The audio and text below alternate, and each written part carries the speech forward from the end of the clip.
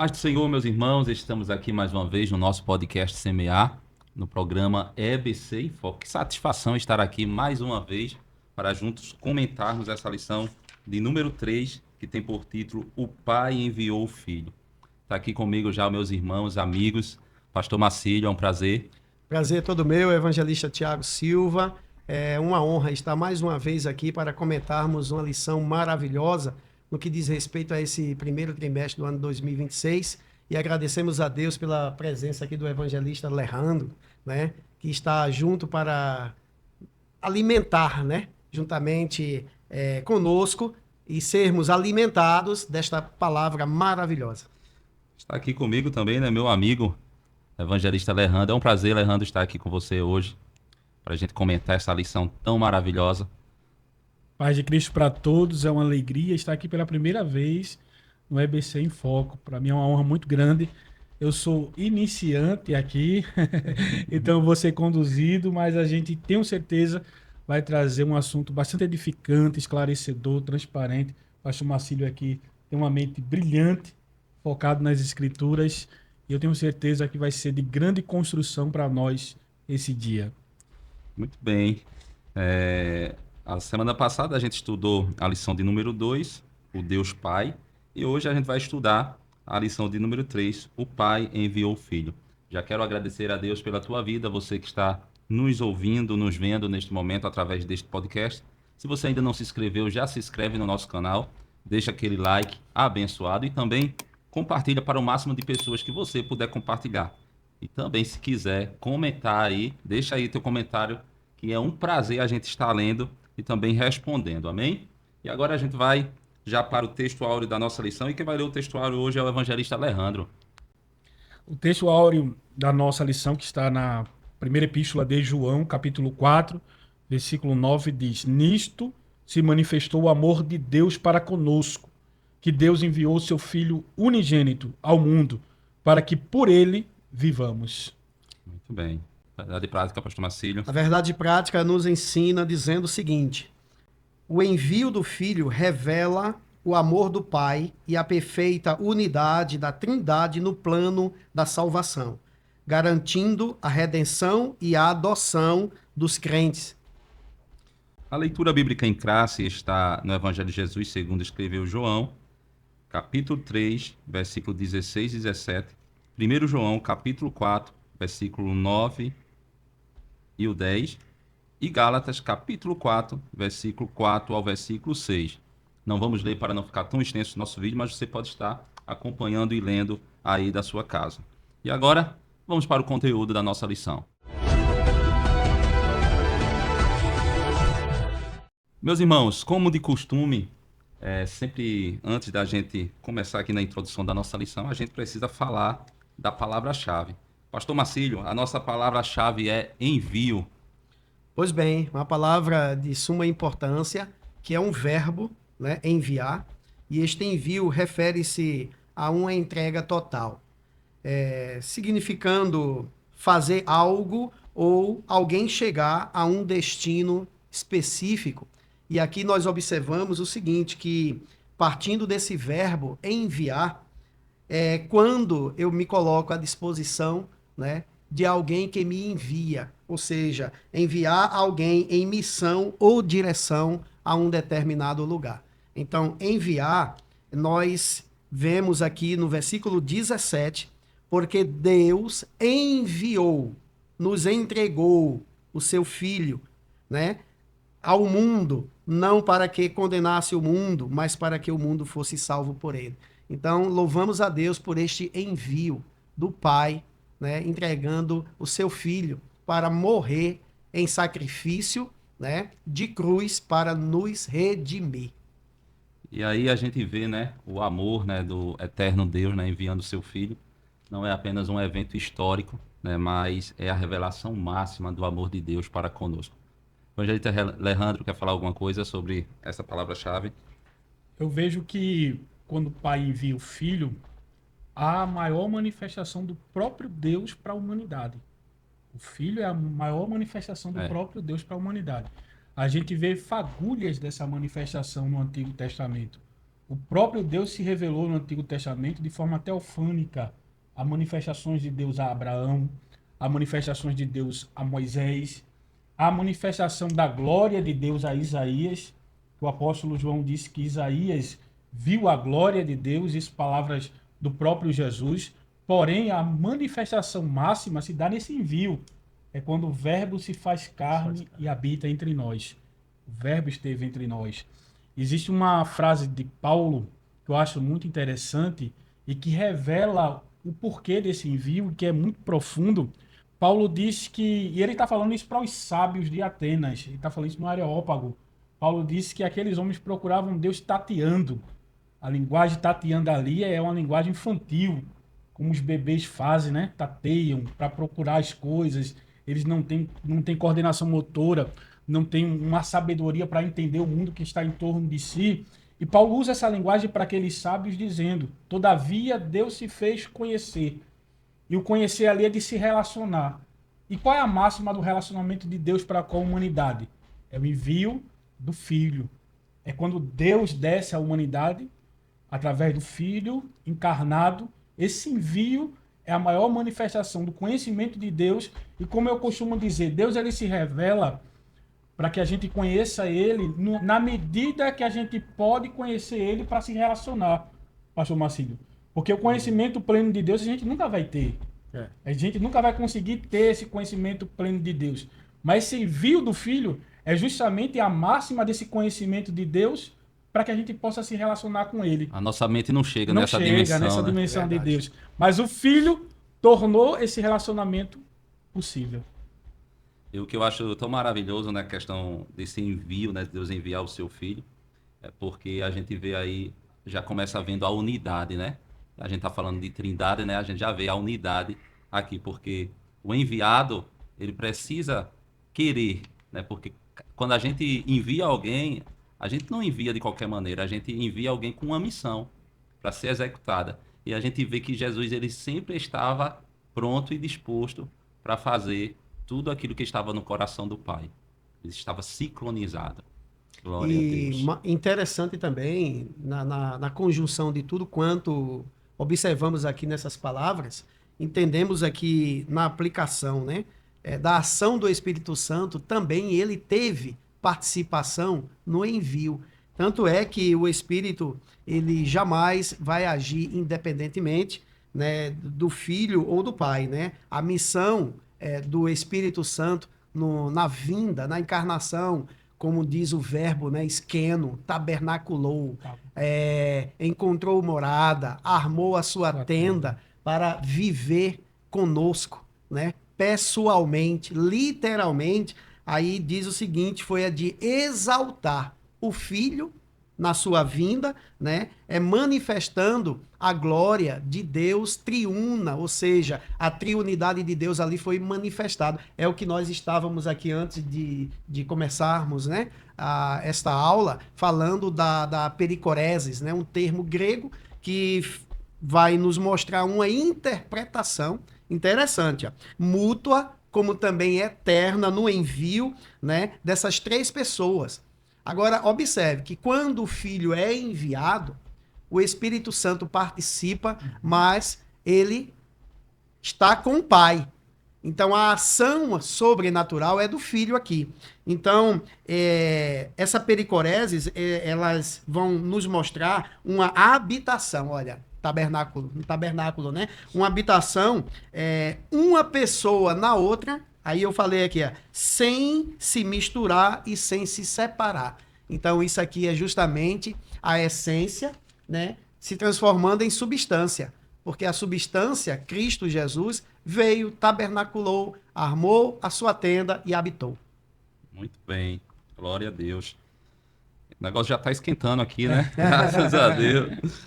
Vamos. E eu Vamos fiquei pra muito frente. feliz, Tiago, na última aula, alguns comentários, né? Foi, o pastor. povo, Muito o bem povo lembrado. articulando isso aí, agradecemos a Deus pela tua participação aqui conosco, né? Como o próprio evangelista Tiago nos deixou bem claro no início, curta, compartilha, né? Comente, é muito importante o seu comentário, seu feedback, né? Nos ajudará muito.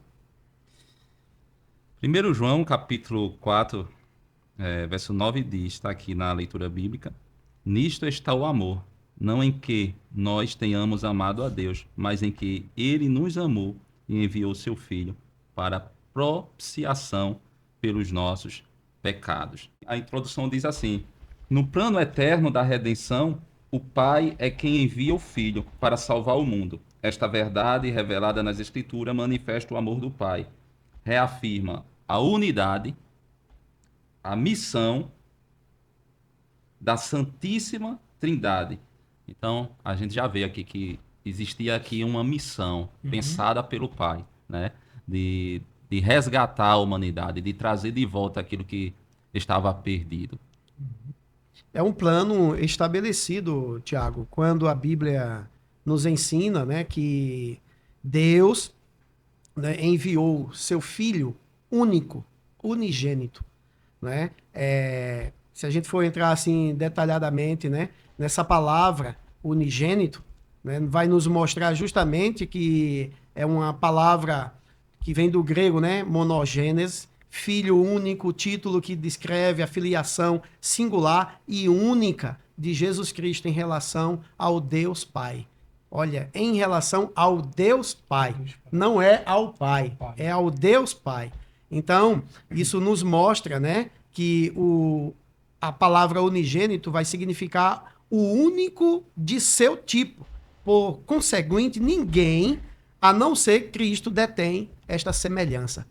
Assim como nós fomos criados à sua imagem e semelhança, né, o Pai enviou o Filho em semelhança também. Aí nós vamos observar essa semelhança de igualdade.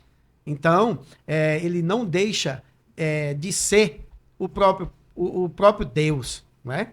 Então, é interessante que a gente tem tantas lições, né, em relação a este assunto, quando nós nos deparamos aqui da teontologia, que é a manifestação, né, sobrenatural do Deus, né, Todo-Poderoso, como Pai, como Filho e como Espírito Santo. Nós vamos entender, né, claramente que ele é o único, unigênito. Eu tenho a perspectiva, ouvindo agora o pastor Marcelo falando, eu lembrei dessa perspectiva, que quando a gente olha para a Trindade, dentro da perspectiva bíblica, a gente percebe que tudo está apontando para o Filho, para a manifestação do Filho. Isso mesmo. O Pai vai falar do Filho desde o livro do Gênesis.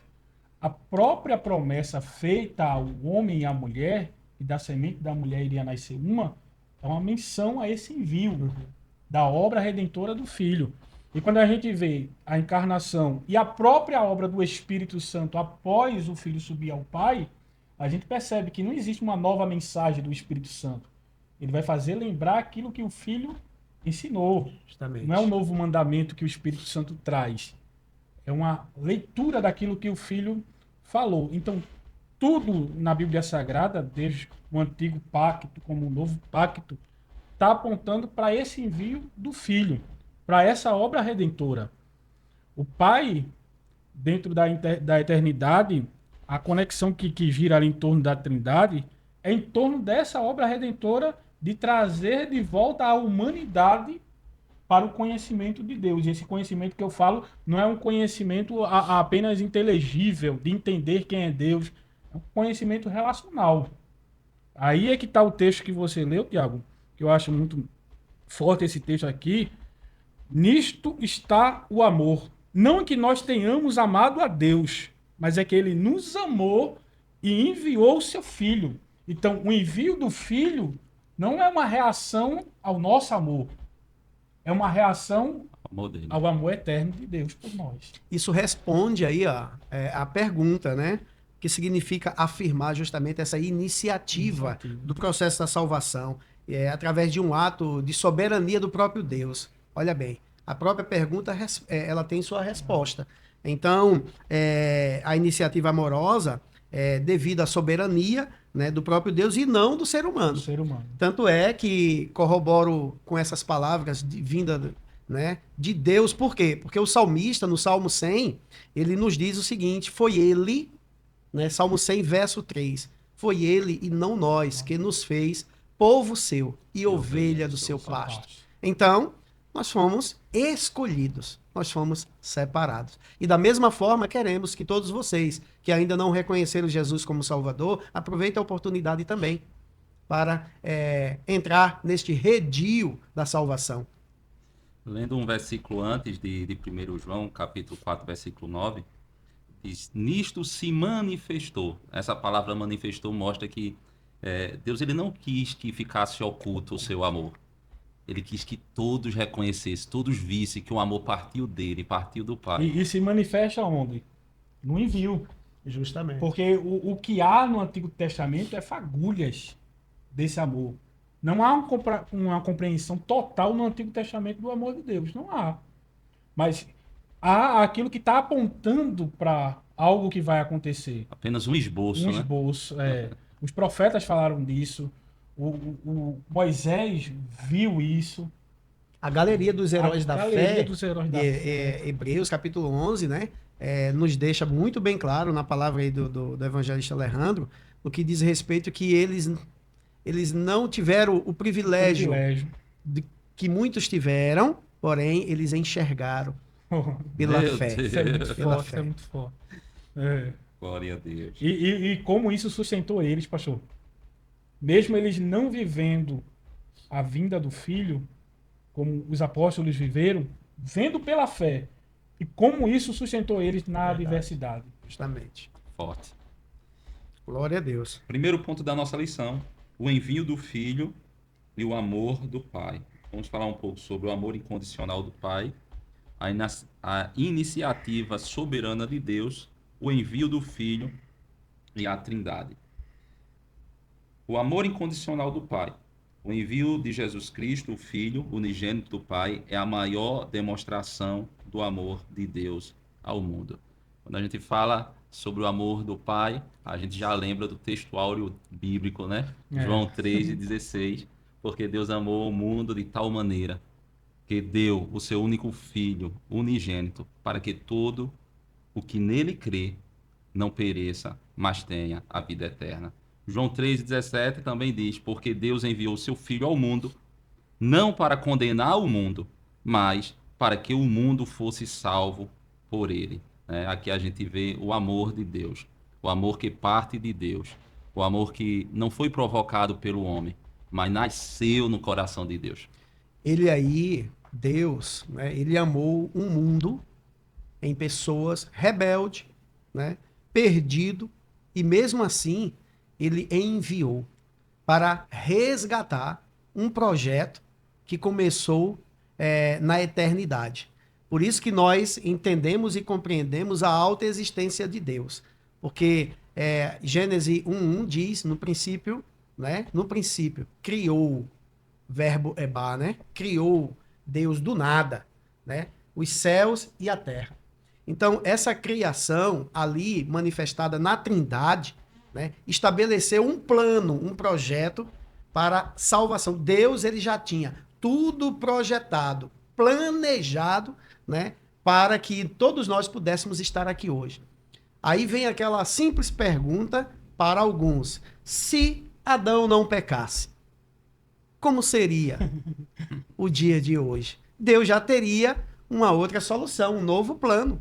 Deus já sabia que o homem ia errar. Ele não é pego de surpresa. De maneira nenhuma. Então, aí entra justamente este amor a um mundo rebelde, perdido, né? Esses dois versículos aí, 16 e 17 do capítulo 3, vai mostrar justamente que é um amor que alcança toda a humanidade de forma incondicional, plenamente graciosa, sacrificial e absoluta, né? Quando a gente lê Efésios capítulo 2, versículos 4 e 5, diz assim: mas Deus, que é riquíssimo em misericórdia, olha aí, o amor pela misericórdia, pelo seu muito amor com que nos amou, estando nós ainda mortos em nossas ofensas, nos vivificou juntamente com Cristo. Por isso que a Bíblia diz, né? Pela graça sois salvos. Então a salvação é mediante a graça, diante da fé que nós temos na pessoa do enviado, Jesus Cristo. Eu acho interessante porque, assim, pastor Marcílio, e a palavra de Deus é poderosa, porque o senhor vai falando, eu vou lembrando de algumas coisas Espírito Santo vai fazendo a gente lembrar daquilo que a gente já Glória a Deus. analisou, né? E eu fui questionado por um adolescente uma vez, eu liderava o grupo de adolescentes, e ele falou assim, rapaz, Deus é um namorado muito ciumento, porque ele requer o amor para si só. Mas eu entendi a pergunta dele devido à limitação que a gente tem. A palavra amor aqui no nosso idioma, ela tanto serve como para amor entre amigos, como para amor entre marido e mulher, não é? Para amor de amantes, é uma palavra só, para uma variedade de sentimentos diferentes. Já no grego é diferente, né? O grego para marido e mulher é eros, o amor de Deus é ágape. Então, quando a gente olha para o termo no grego, e que tipo de amor é esse de Deus? Qual é o tipo de amor de Deus? É o tipo de amor onde a namorada não tem muitas opções. É como se fosse um namorado onde a namorada não tem muitas opções, ela só tem duas opções. Ou a eternidade sem ele, ou a eternidade com ele. Então, quando Deus diz assim, escolhe a mim, ele não está dizendo que existem várias outras opções melhores. Ele está dizendo, olha, se você não escolher a mim, o único caminho é a da perdição. Olha que interessante o que acabamos de ouvir aí, né? Uma opção de escolha. Esse assunto é maravilhoso. Ele falou aí na questão da namorada, né? No próprio nome, namorada, né? Existe a palavra. Se você for escrever o nome namorada, pode ver. Amor, existe amor. N-A-M-O-R. Então, se você tirar o nome amor do nome namorada, sabe o que é que sobra? Nada. Nada. Então, justamente é o que Deus fez por nós, um amor incondicional. Aquele que não está sujeito a qualquer tipo de condição ou não. Depende também de muitas circunstâncias. É um amor integral, total, né? Irrestrito. Então, foi isso, né, que acabamos de ouvir aqui. É Deus dizendo, olha, não existem vários caminhos. Só existe um. Se você não escolher o caminho comigo, o único outro caminho que tem é da perdição eterna. Então escolha a mim. É isso que Deus está fazendo. Não é uma namorada que tem 5, 6 opções de namorado. E foi isso que, através de Deus, porque isso não foi um conhecimento meu, Deus me deu para dar a ele naquele dia. Então, quando a gente olha nessa perspectiva humana de achar que Deus é ciumento, porque a gente tem outras opções, isso é uma ilusão. Porque não existem outras opções. Fora de Deus não há vida. E a gente vê que o amor de Deus, ele não veio em forma de resposta, né, pela queda do homem, mas não, foi uma iniciativa de Deus. Deus amou o homem, não porque ele melhorou como ser humano, mas ele amou quando o homem estava morto, estava em ruína, estava acabado, não tinha mais saída nenhuma para o homem. Aí ele chegou com seu amor. Amor absoluto, né? Completo. Um amor perfeito. Como é que Deus ama uma pessoa como eu, né? Porque, tipo assim, quando a gente olha na perspectiva humana, o que é que a gente tem para oferecer ao Eterno?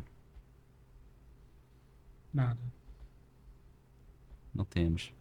Então é muito bonito, né? Quando a gente medita na palavra de Deus e consegue enxergar. E é uma questão, até um dilema. Eu quero ouvir o pastor Marcílio. Vou colocá-lo na fogueira agora. Porque assim, eu já ouvi muitas pessoas falando, dizendo que Deus criou o homem para o adorar. Eu acho isso muito frágil.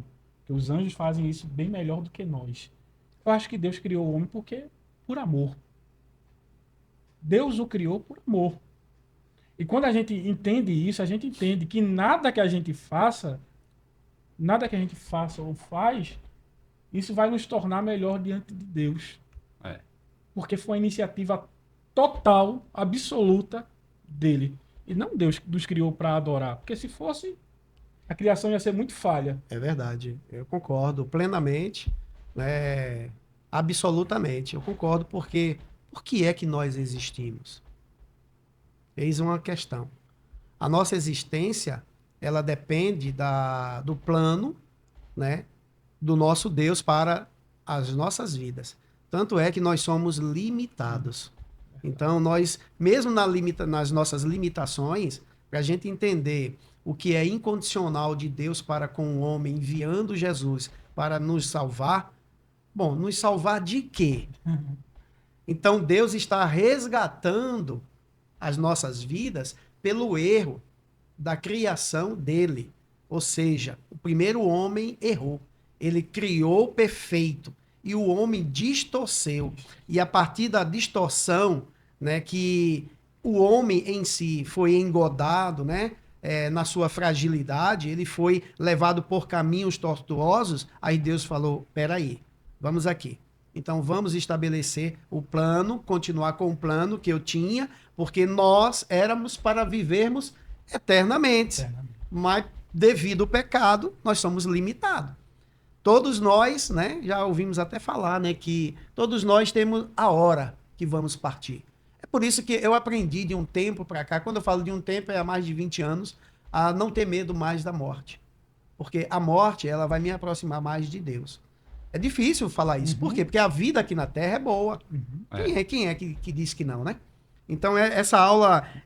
Ninguém quer partir hoje, né? Justamente. É a iniciativa, onde está a iniciativa da soberania de Deus, que é o que nós vamos ver aqui. Está no processo da redenção, no segundo tópico aqui. Nós comentamos aqui com relação a esse já vamos amor, entrar então, já, né, pastor Marcelo? justamente o amor incondicional do Pai, né? Aqui, ó, conforme usado acerca de Deus, manifesta interesse profundo e constante de um ser perfeito para seres completamente indignos. Então, isso é o dicionário Vini, né? Que nos mostra, eu estou vendo ali o Wycliffe, né? O Vini não está ali não, mas o Wycliffe está. Aí o que vai acontecer? Nós já falamos, nós éramos pessoas assim, até hoje somos, né?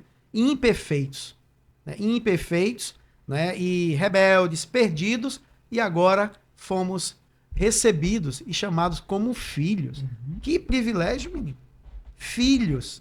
Né? Então, devido a isso, né, essa iniciativa da soberana vontade de Deus para conosco nos torna co-herdeiro, porque o filho é herdeiro, nós somos co-herdeiros de Deus. 1 João 4,10 diz: nisto está o amor, não em que nós tenhamos amado a Deus, mas em que Ele nos amou e enviou o seu Filho como propiciação pelos nossos pecados. Propiciação é sacrifício que satisfaz a justiça divina. Então, o sacrifício de Cristo, ele satisfez, né, a justiça do Pai. Glória a Deus. Então, o texto aqui, né, elimina qualquer ideia de salvação por mérito humano. A gente não tem mérito, né, para receber a salvação. Tudo vem de Deus.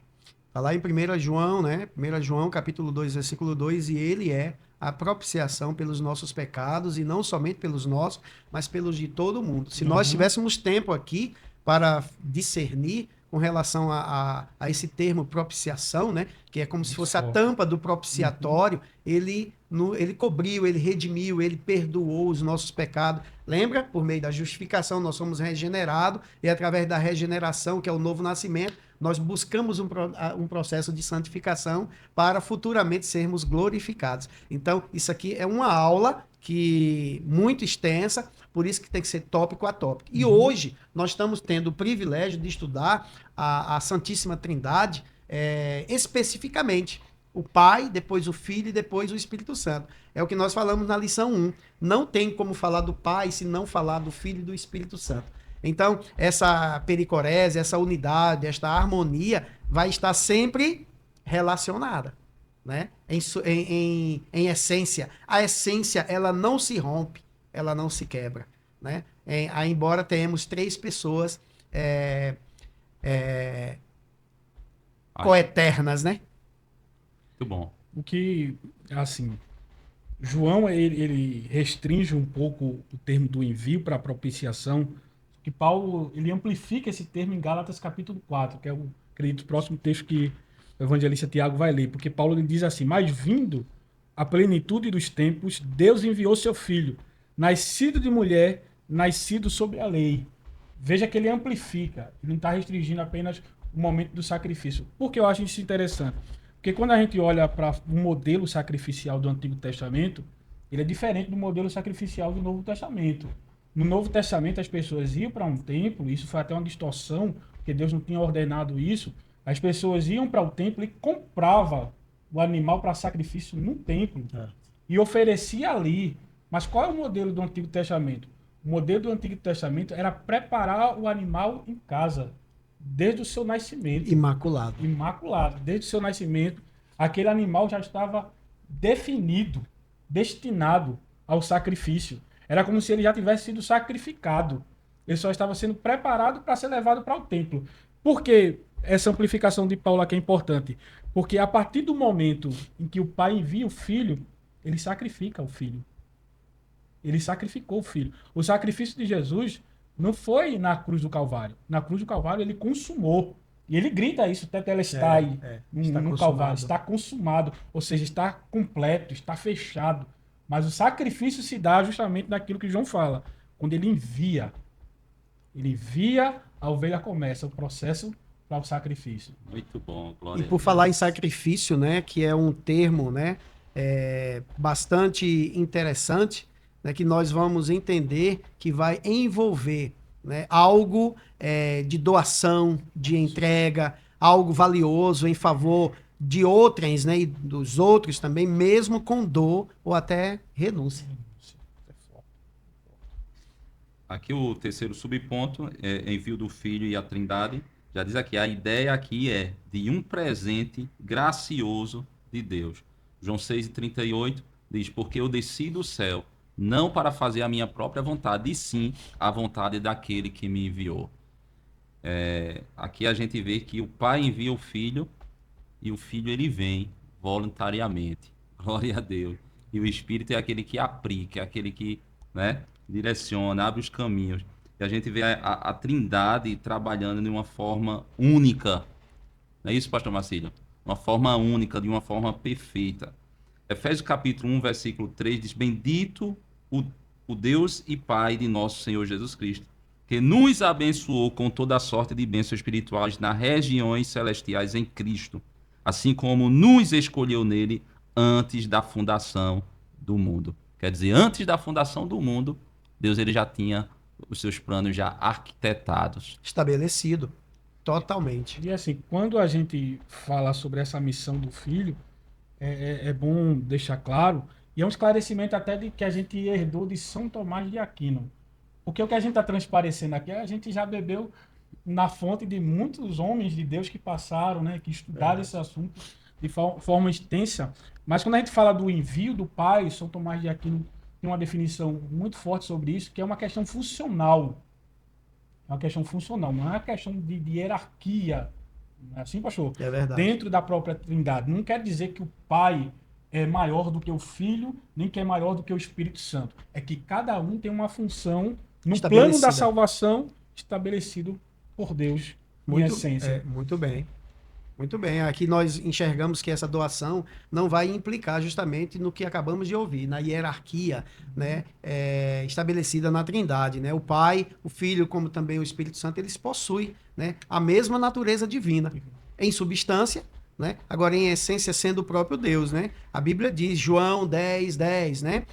Eu e o Pai somos um. João 1:1, que já foi citado aqui no princípio, era o verbo, né? E o verbo estava com Deus e o verbo era Deus. Então aqui nós vamos entender a distinção que ela é funcional, ela é relacional, está relacionada ao plano da salvação. O Filho é enviado para realizar, como já comentamos, o quê? A redenção. O que é redenção? Eu escrevi até aqui, achei interessante, apesar que sabemos falar, mas é bom ler o que às vezes a gente escreve. A ação ou efeito de reparar um erro. Olha aí. Tá. Né?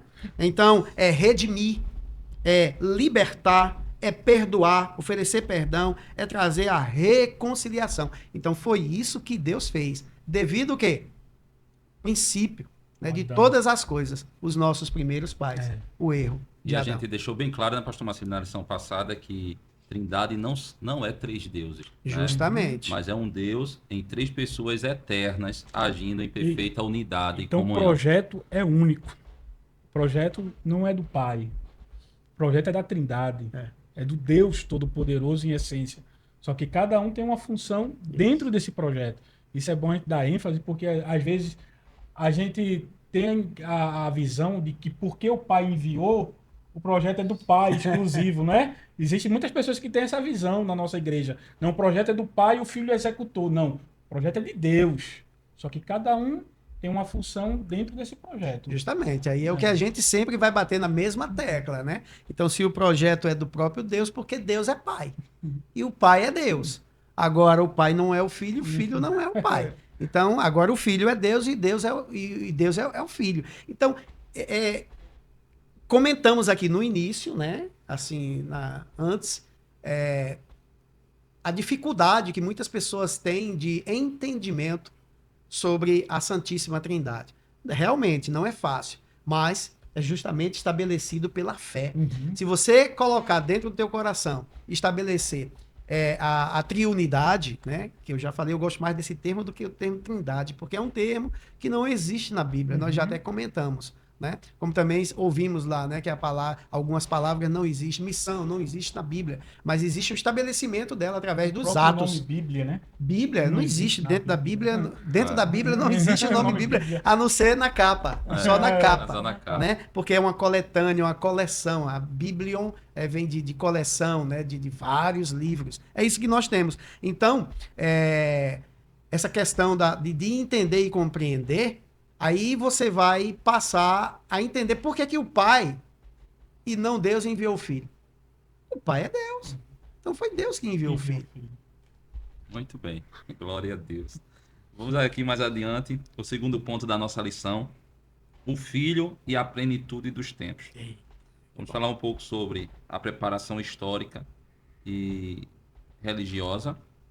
O Filho nascido sobre a lei e a adoção de filhos, né? Aí diz aqui, o envio de Cristo não foi um plano improvisado, mas um desígnio eterno cumprido na plenitude dos tempos, né?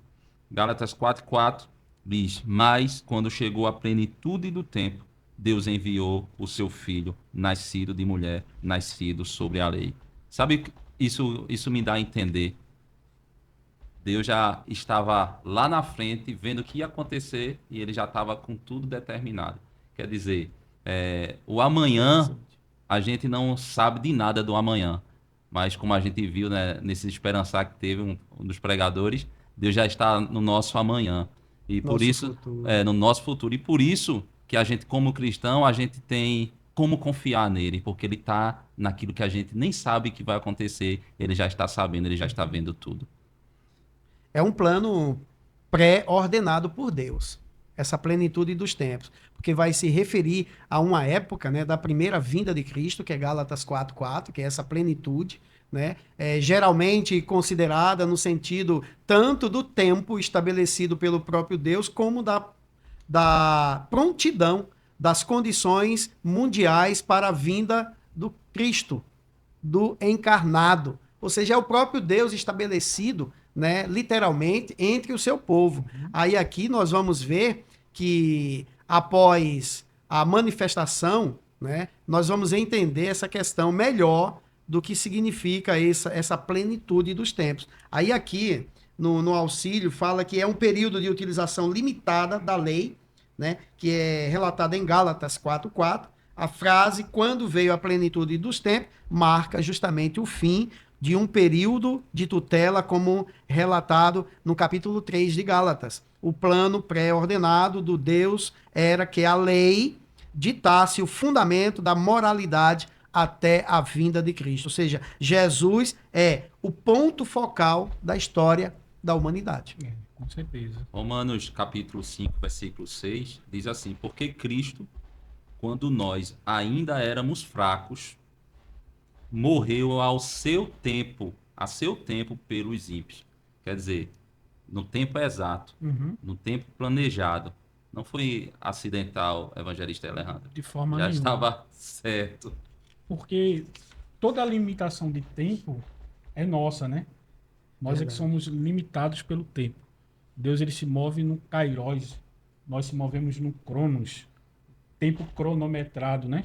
Quando a gente olha para o período intertestamentário, o período que antecede o Novo Testamento, a gente percebe a construção, isso até política, a construção para a vinda de Cristo.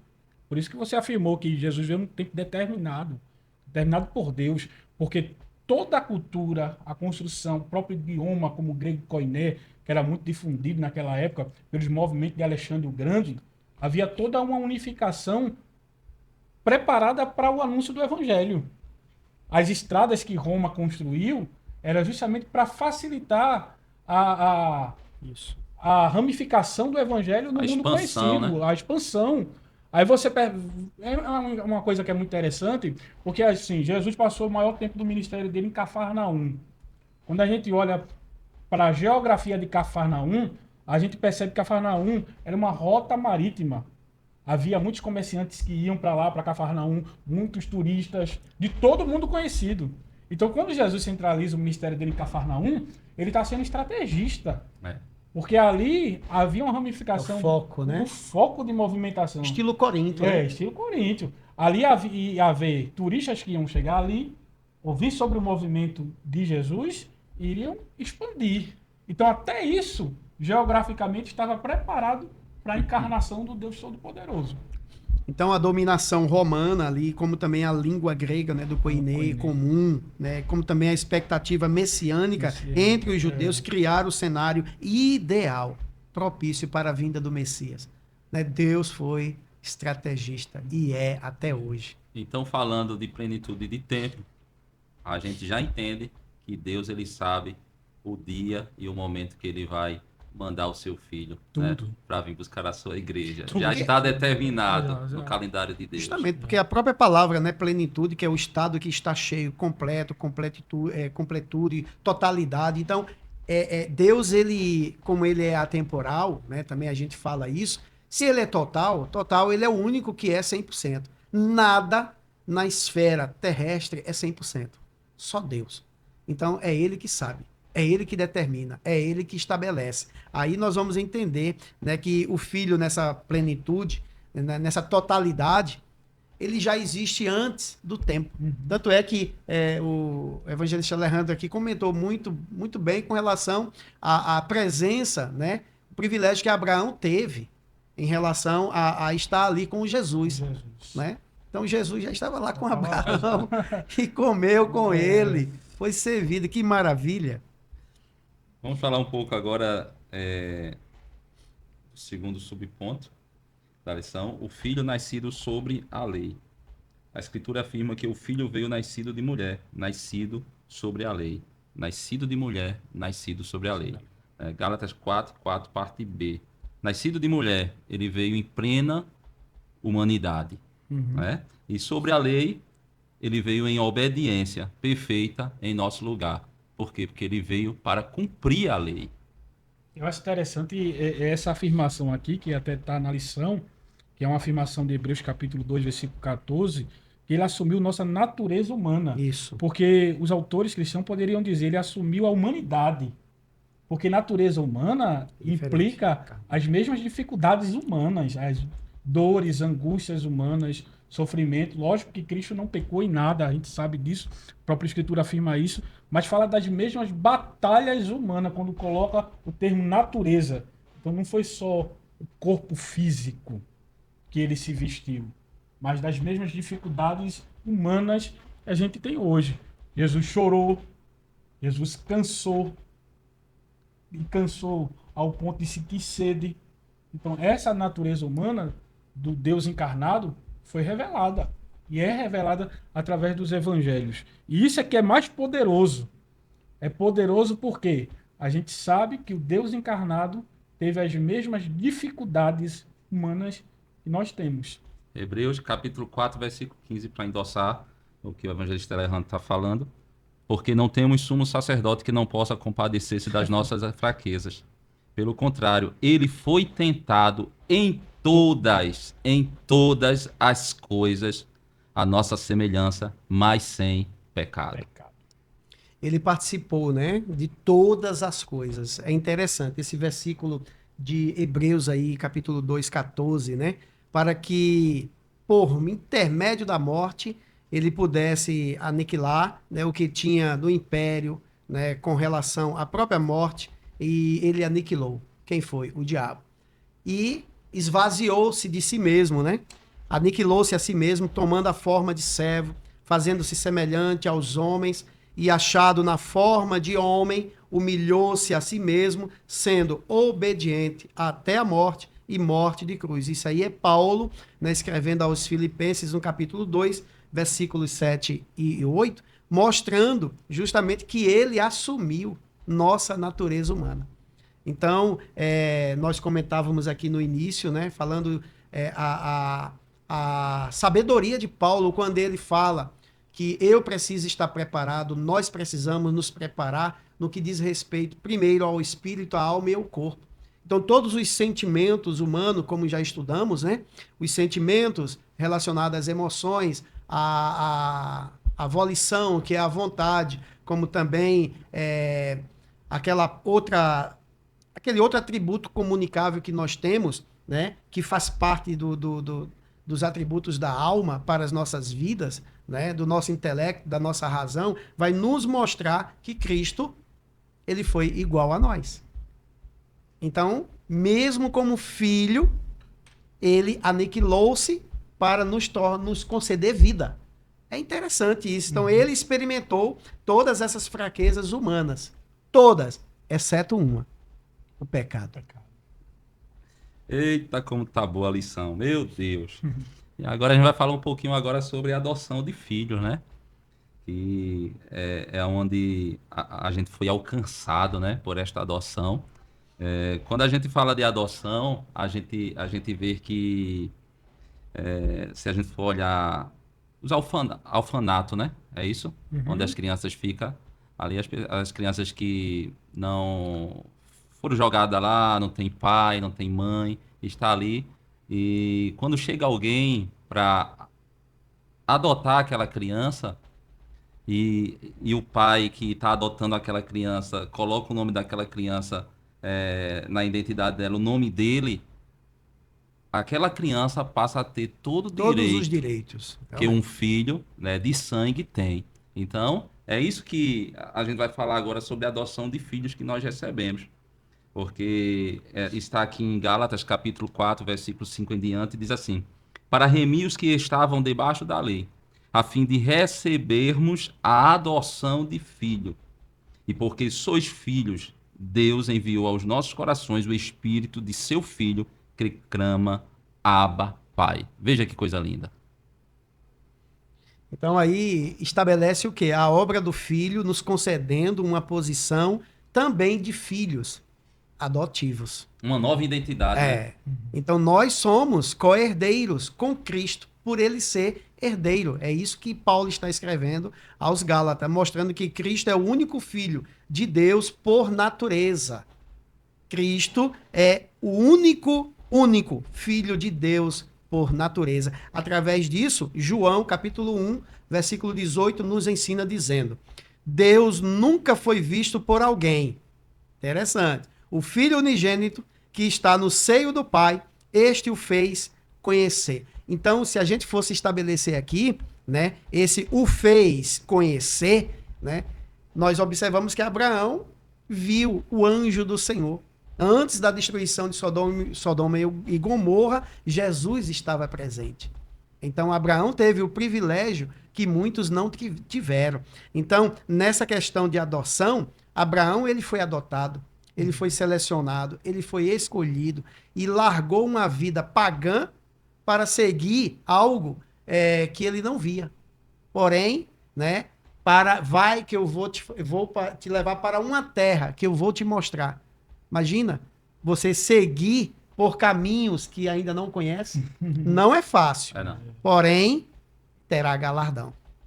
E assim, quando a gente olha para a questão da adoção, que está dentro do plano de salvação, que é diferente, né? Salvar e adotar é diferente. Deus poderia só salvar a humanidade, só tirar a humanidade da perdição eterna através do Filho. Só que além de salvar, Deus adotou como filho, acolhe como filho. E isso é que é poderoso, porque assim, a adoção está dentro do projeto de salvação. Em que ponto? Que a gente se torna co-herdeiro. E aí que vem o processo da unidade da Trindade, porque a adoção é um projeto e uma ação do Espírito Santo de Deus. Cristo faz a obra salvadora, redentora, mas quem adota, segundo Romanos, Se você puder ler esse texto aí, Tiago. Romanos capítulo 8, versículo 15 ao 16. Essa adoção aqui é aplicada pelo Espírito Santo de Deus. Então a gente tem a salvação eterna e, paralelo a isso, ao projeto de salvação, Verdade. a gente tem a adoção. Porque não recebeste o espírito de escravidão, para viverdes outra vez atemorizados, mas recebeste o espírito de adoção, pelo qual clamamos Abba Abba Pai. Pai. É através do Espírito de adoção que a gente clama Abba Pai. E por isso que Paulo conclui, né, dizendo que o mesmo Espírito testifica com o nosso espírito. Espírito com E maiúsculo, espírito com E Isso é muito minúsculo, forte. né? Que somos filhos de Deus. É uma testificação do Espírito Maravilha. para nós. E é algo que só ele mesmo pode Só ele testificar, pode testificar. porque ele é morador. É. Então ele pode dizer, esse aqui é filho. Meu Glória a Deus, Deus. glória a Deus. Vamos agora para o terceiro e último ponto da nossa lição. A Trindade no plano da salvação. A vontade do Pai realizada pelo Filho. A mediação exclusiva do Filho. A aplicação da salvação pelo Espírito. Aí começa aqui na vontade do Pai realizada pelo Filho. O Filho veio ao mundo para cumprir a vontade do Pai.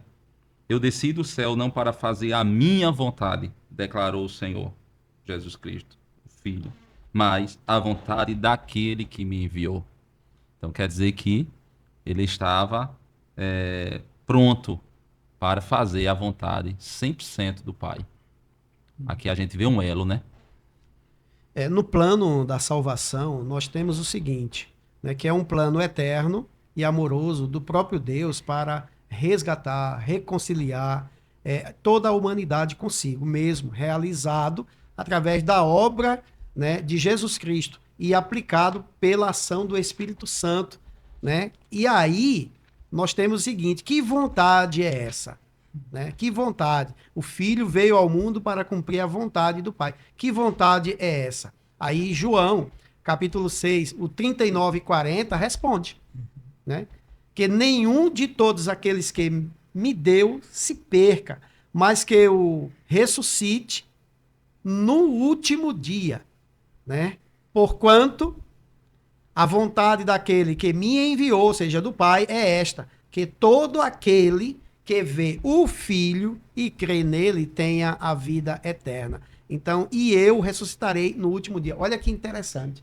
Nós observamos o que João, né? O apóstolo João aqui, ele está nos ensinando que todos que se achegam a Jesus, como Tiago, o apóstolo nos diz, né? Chegai-vos, 4:8 de Tiago, chegai-vos a Deus e ele se chegará a vós. Então, aqui existe um livre-arbítrio. Ele não força ninguém. Então, é necessário você e eu, todos nós, chegarmos, nos aproximarmos para ele chegar. Então, essa é a vontade. E ele nos oportuniza com este ensinamento para que a gente não fique perdido. Porque esta é a vontade do Pai, que eu e você, nós não estejamos o quê? Jogados, Não se perca. largados, perdidos. Perdidos. Aí ele enviou quem? O Filho, para nos resgatar com o seu amor. Meu Deus, aleluia. E esse texto, pastor Marcílio, é muito lindo o que o senhor leu. E a vontade de quem me enviou é esta, que eu não perca nenhum de todos os que ele me deu. Então Jesus teve uma missão única, Meu Deus do não céu. deixar que ninguém se perdesse, né? É. Então este era o foco dele. Escolheu 12, entre muitos, e ali estabeleceu o seu colégio apostólico, né? Depois que ele saiu do deserto, ali foi começando a estabelecer. Porque quando Jesus, lá em João capítulo 2, ele vai, né, ali nas bodas em Caná, na Galileia, né? Ele começa seu ministério ali, a partir dali. Maria teve um estabelecimento até ali, quando ele o procura, né? Quando Maria procura, Jesus diz assim, acabou o vinho, geverit, é um termo grego, assim, geverit, mulher, que tenho eu contigo?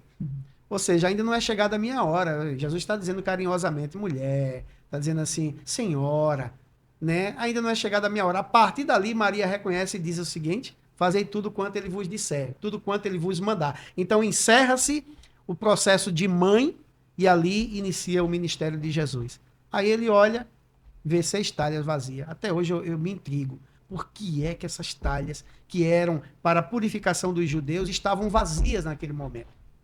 Era para estar lá. É porque eu acredito que nesse momento da festa já eram os últimos dias, né? Então, já, os pés de todo mundo já tinham sido lavados e elas estavam lá vazias. É um pensamento, né? Se a Bíblia nos dá o direito de pensar, então vamos pensar. É. Algum pontuamento? Só a questão de que Cristo, através do sacrifício dele, ele satisfaz essa justiça que era necessária desde o Antigo Testamento. Porque quando a gente olha para o Antigo Testamento, a gente vê os sacrifícios, mas os sacrifícios não perdoavam os pecados. Ele aplacava a ira de Deus. Apontava para algo maior. Aí é quando João diz, quando Jesus está vindo próximo ao Rio Jordão, onde João Batista batizava, e João diz: eis aí o Cordeiro que tira o pecado do mundo. João não diz que vai tirar, porque a linguagem de João é a linguagem de Deus. É verdade. Porque na mente do Altíssimo, Cristo já estava sacrificado. É. Então, ele é o Cordeiro que se revelou, que tira o pecado do mundo. Então, quando há o sacrifício em obediência ao Pai, em obediência àquele que lhe enviou, o sacrifício culmina justamente na aplacação dessa justiça de Deus que era necessária no Antigo Testamento, que ninguém, nem Moisés, porque assim, quando a gente olha para Moisés, a gente vê um nível. Quando sempre alguém me pergunta, pastor Marcílio, não sei se o senhor nutre da mesma visão que a minha. Quando alguém sempre me pergunta, uma pessoa que era mais espiritual no Antigo Testamento, ao meu ver, na minha concepção, era Moisés. Por quê? Por causa do Intimidade. grau de relacionamento com o pai. Intimidade. Mas era um estadista. Deus deu a lei a Moisés. Foi Moisés que disse: ó, depois de mim vai vir um. É como se ele dissesse, na linguagem de hoje, que é mais simples para se entender, vai vir um que vai fazer um upgrade na lei. Ele está falando do Messias, que através do Messias, quando o Messias cumpre a lei, que até tema da nossa lição também, ele cumpre a lei, ele faz um upgrade da lei. Através Ele dele. cumpre, né? Ele cumpre e faz um upgrade da lei. E aí vai mostrar justamente a submissão dele como um filho, revelada, né, diante do pai, né? Aí João 8:29 completa esse lindo raciocínio do evangelista Alejandro aqui, que quando diz assim: e aquele que me enviou está comigo. O Pai não me tem deixado só, porque eu faço sempre o que lhe agrada. É maravilhoso. E isso já nos ensina, pastor Marcílio. Se a Verdade. gente sempre buscar agradar o Pai, também ele nunca vai nos deixar só. É a obediência. Jamais. Então essa obediência vai alcançar o clímax, né, na entrega voluntária de sua vida por amor, né, sendo obediente até a morte e morte de cruz, como falamos aí em Filipenses capítulo 2, né, versículo 8. E aí a gente já entra aqui na mediação exclusiva do Filho. O Filho é o único caminho de acesso ao Pai. Eu sou o caminho e a verdade e a vida. Ninguém vem ao Pai senão por mim. Filipenses capítulo 2 e 8 também diz assim: assim mesmo se humilhou, tornando-se obediente até a morte de cruz. Então, só há um caminho. Esse caminho é Jesus Cristo. Pode inventar o que for por aí, né? Mas a gente sabe muito bem, se a gente quiser ter uma vida após a morte e reinar com Cristo, a gente tem que aceitar e andar por este caminho. Eu tenho uma questão sobre Jesus ser o caminho. E por muito tempo eu me questionei isso, porque qual era o meu questionamento, pastor Marcílio? E os nativos que não tiveram conhecimento de Jesus? Se Jesus é o único caminho, e os nativos que não tiveram conhecimento de Jesus? Paulo vai responder isso. Só que Paulo vai responder isso, e eu acredito que Paulo entendeu o que ele estava falando quando ele respondeu isso. Não foi só uma inspiração de Deus, ele estava entendendo o que ele estava falando. Quando ele disse que os céus manifestam a glória de Deus, aquele que conhece pela lei será julgado pela lei, mas aquele que conhece Deus pela natureza vai ser julgado pelas obras que Deus fez, pela criação de Deus. E por que isso aponta para Jesus? Porque tudo foi criado pela palavra de Deus. E quem é a palavra de Deus? Quem é o verbo encarnado? O próprio Jesus. Cristo.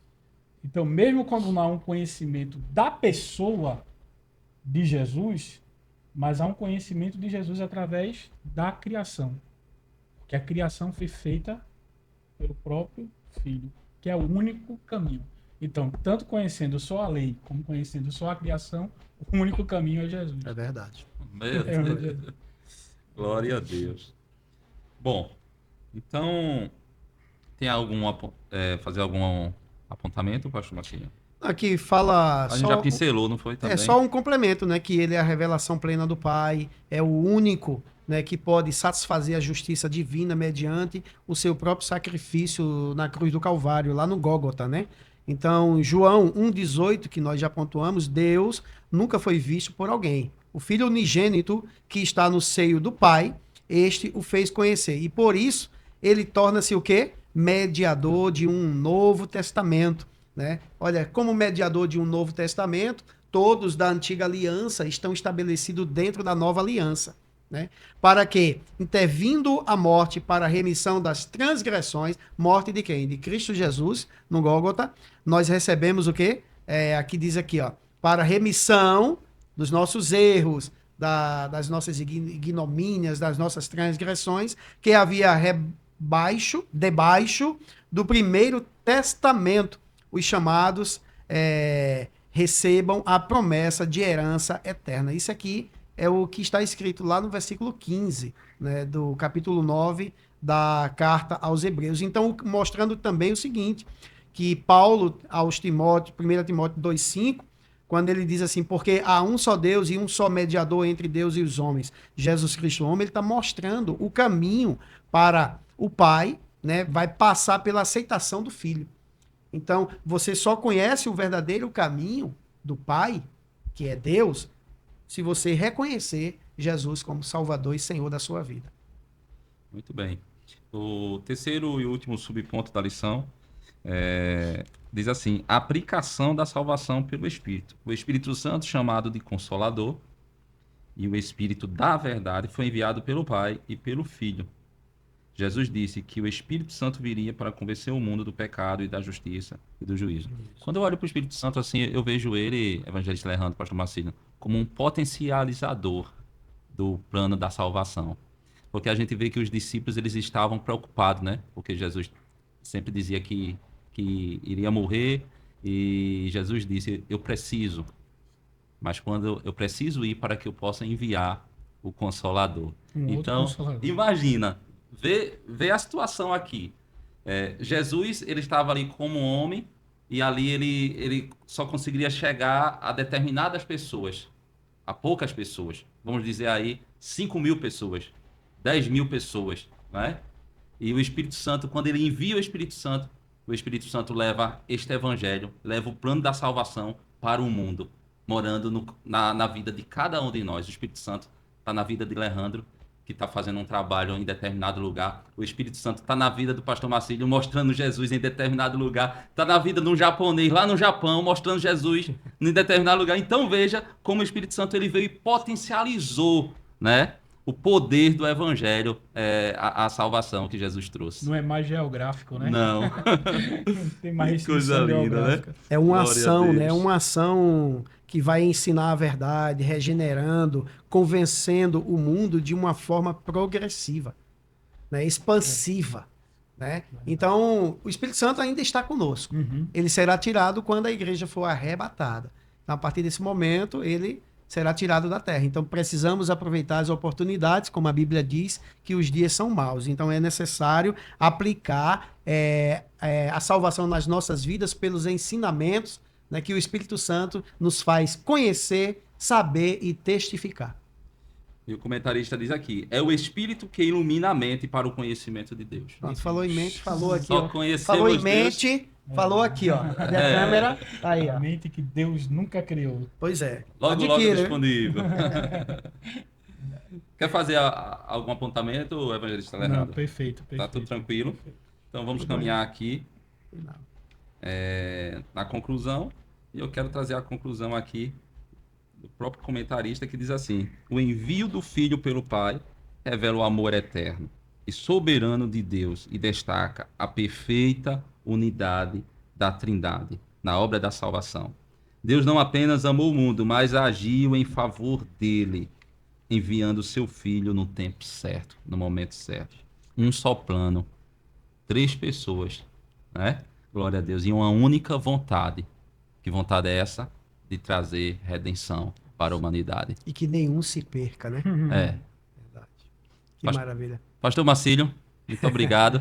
Eu que agradeço estar aqui aprendendo muito da palavra do Senhor e também dando algumas contribuições. Na próxima lição, eu agradeço a Deus, né, pela vida do evangelista Alejandro, né? Um prazer, aprendi bastante aqui também e com certeza vocês serão edificados com esta maravilhosa aula que tivemos aqui do envio, né, do Pai nos entregando o seu Filho para ser sacrificado pelos nossos pecados. Na lição de número 4, evangelista Tiago, nós vamos encerrar, né, o primeiro ciclo, né, da Santíssima Trindade, da paterologia ou teontologia, falando sobre a paternidade divina.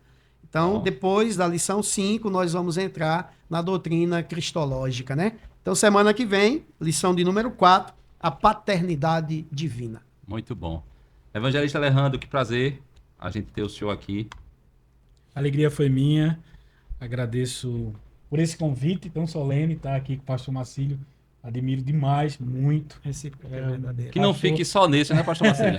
Que eu admiro, e para mim é uma alegria poder contribuir com esse programa, que é um sucesso aqui na cidade, na Redondeza, Sirinhaém mesmo. O pessoal assiste muito vocês. Coisa Que Deus boa. continue abençoando o evangelista Tiago. Muito obrigado por abrir essa oportunidade aqui para mim. E para você que está em casa, Jesus, ele é o único caminho, a verdade e a vida. Glória a Deus. Amém. Então, que Deus abençoe a tua vida, que Deus abençoe a tua casa, que Deus abençoe a tua família. Possamos permanecer firme neste amor, nessa unidade que Cristo ele deixou para nós. Então, como de costume, a gente vai encerrar com oração. E quem vai orar hoje é o evangelista Alejandro. Amém? Amém. Querido Deus, Pai bendito, te agradecemos por esse momento de mesa, ó Pai. Que esse podcast possa alcançar muitas vidas. Que tudo flua para a honra e a glória do teu nome e o conhecimento total do teu Filho, que o Senhor nos enviou para nos redimir de todos os pecados. Te agradeço pela vida do evangelista Tiago, pela vida do pastor Marcílio. Continua nos iluminando debaixo da tua graça e a cada um, ó Deus, que vai ser atingido, permanece ajudando com a tua misericórdia, em nome de Jesus. Amém. Que a graça de nosso Senhor e Salvador Jesus Cristo, o grande amor do nosso Deus Pai, a comunhão e consolações do querido Espírito Santo permaneça em nossas vidas, hoje e sempre dizemos Amém.